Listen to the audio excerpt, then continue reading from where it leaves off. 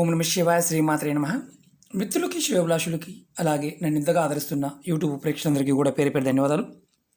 మిత్రులరా, మీ అందరికీ కూడా పరాదేవత ఎల్లవెల్లలా మీతో ఉండి మీ మనోవాంఛ నెరవేర్చాలని మనస్ఫూర్తిగా కోరుకుంటున్నాను.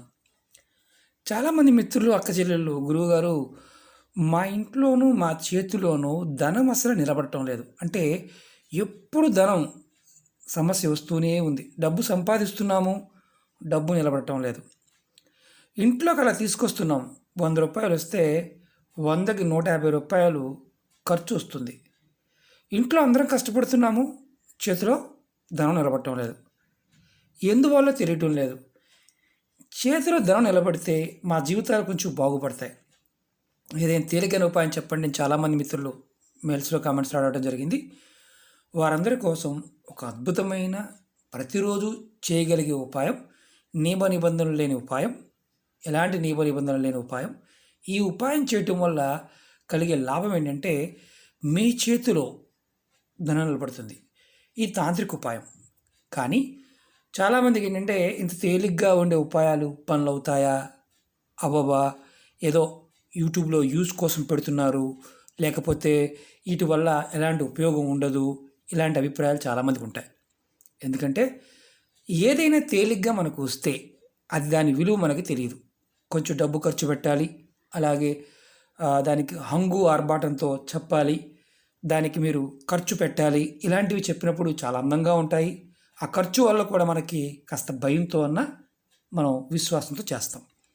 ఇలాంటి చిన్న చిన్న ఉపాయాలు ఎప్పుడూ కూడా నమ్మకంతో చేయాలి. ఇది తాంత్రిక ఉపాయాలు. ఇవన్నీ కూడా మన పెద్దలు ఎంత పెద్ద సమస్య అయినా సరే తేలికగా అయిపోయే మార్గాలు మనకి చెప్పారు.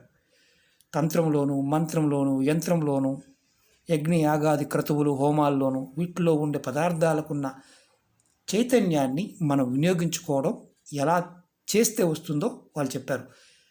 అది గుర్తుంచుకోవాల్సింది ఏంటంటే సమయాన్ని, అలాగే పదార్థాన్ని సరిగా వినియోగించుకోవడం. రెండవది, ఆ పదార్థం మనకి ఖచ్చితంగా సహాయం చేస్తుంది అని నమ్మటం చాలా ఇంపార్టెంట్.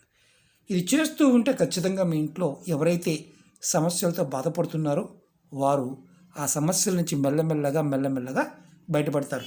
ఖచ్చితంగా ఫలితం వస్తుంది, కానీ సమయం తీసుకుంటుంది. ఇది ఎలా చేయాలో చెప్తాను.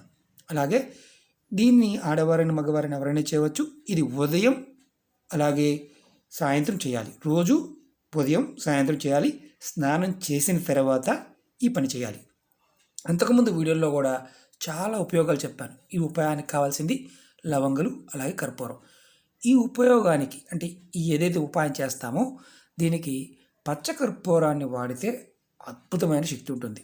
లేదు మనకు పచ్చకర్పూరం కొంచెం కాస్ట్లీ గురువుగారు అనుకున్నప్పుడు మామూలు కర్పూరాన్ని అయినా సరే వాడుకోవచ్చు. ఈ ఉపాయాన్ని ప్రతిరోజు ఉదయం సాయంత్రం, ఉదయం స్నానం చేసి, అంటే ఉదయం సూర్యోదయానికంటే ముందు లేచి స్నానం చేసి మీ దేవుడి దగ్గర నమస్కారం చేసుకున్న తర్వాత చేయాలి. అలాగే సాయంత్రం సూర్యాస్తమయ సమయంలో, అంటే సూర్యుడు అస్తమించడానికి 5:30 నుంచి 6 మధ్య ప్రాంతంలో స్నానం చేసి అలాగే ఈ ఉపాయం చేయవచ్చు. ఇంక వేరే నియమ నిబంధనలు అంటూ ఏమీ లేవు. ఇది గుర్తుంచుకోవాలి. అంటే 2 పూట్ల చేస్తూ ఉండాలి. ఇలా ప్రతిరోజు చేయటం వల్ల అద్భుతమైన ఫలితం వస్తుంది.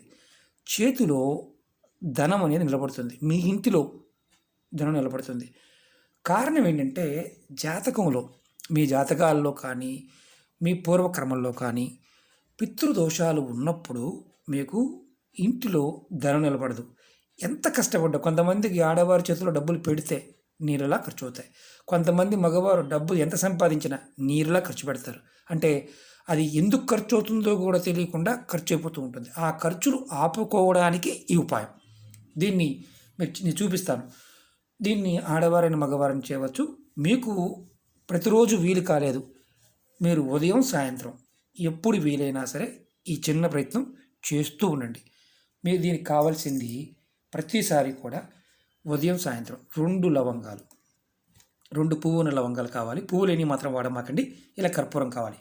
మీరు స్నానం చేసిన తర్వాత మీ ఇంట్లో ఇలా హారతి ఇచ్చే ఏదైనా ప్లేట్లో తీసుకొని ఇలా కర్పూరాన్ని ముందు వెలిగించండి.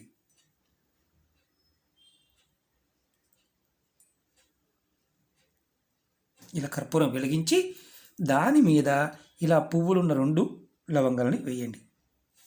వేసి ఈ లవంగాలని ఇది ఏదైతే మీరు వెలిగించారో మీ ఇంటి మొత్తం చూపించండి.